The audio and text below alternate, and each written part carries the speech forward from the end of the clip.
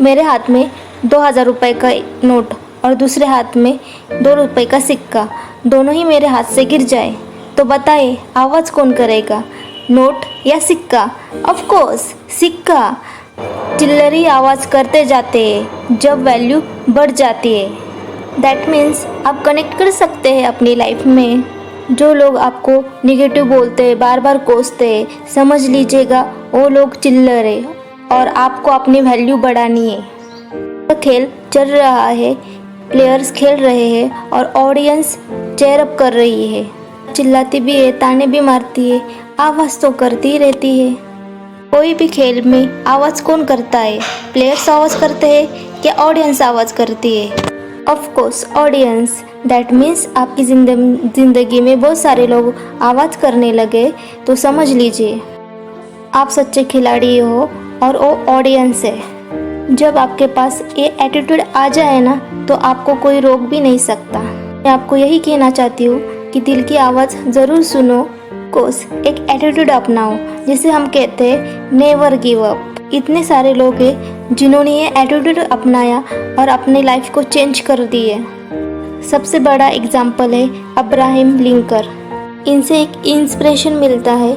जो बंदा गरीबी में जन्म लेता है, इतनी तकलीफ भी भुगतता है, इनके जीवन का कुछ समय ऐसा बीता कि अगर उनको कुछ चाकू छुरी दिख जाए तो वो वहाँ से चले जाते थे। उन्हें ये डर था कि मैं वो चाकू उठा के अपने आप को कहीं मार ना दूँ। इस टाइप के डिप्रेशन में वो चले गए थे।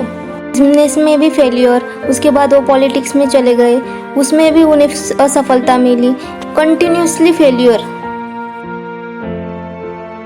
बंदे ने हार नहीं मानी और प्रयत्न करता ही गया। एक दिन आता है जब वो अमेरिका के प्रेसिडेंट बन जाते हैं, एक ऐसे प्रेसिडेंट जो आज भी दुनिया को इंस्पायर कर रहे हैं। That means never give up. फिर आप क्यों गिव अप करते हैं, क्यों हार मान जाते हैं? That means never give up. हमारे ex president doctor APJ Abdul Kalam की ज़िंदगी से सीखने जैसी बहुत सारी बातें हैं। वो पायलट बनना चाहते थे, वो इंटरव्यू देने जाते हैं और जब रिज़ल्ट आता है तो 9 लोगों में से 8 लोग सिलेक्ट हो जाते थे और वो अकेले बंदे थे जो रिजेक्ट हो जाते हैं। बहुत ही उदास हो जाते हैं और एक कोने में जाकर बैठ जाते हैं। वहाँ से एक इंसान गुजरते हैं और वो उनके चेहरे को देख के ही कहते हैं, बेटा इतना क्यों उदास है? कहते कि मैं क्या करूँ, आज मेरा इंटरव्यू था और 8 लोग सिलेक्ट हो गए और मैं अकेला हूँ कि रिजेक्ट हो गया। इससे बुरी बात क्या हो सकती है? वो इंसान बड़े प्यार से कहता है कि बेटा तू आज ये नहीं समझ पा रहा है, शायद हो सकता है कि ऊपर वाला तुम्हें इससे भी बेहतर कुछ देना चाहता है। सलाह उनके मन में बैठ गई और उन्होंने हार नहीं मानी और वो प्रयत्न करते ही गए। बाकी तो आप इतिहास जानते हैं। और एक घटना घटी। एज अ प्रेसिडेंट उन्होंने सुपरसोनिक प्लेन में ट्रैवल किया।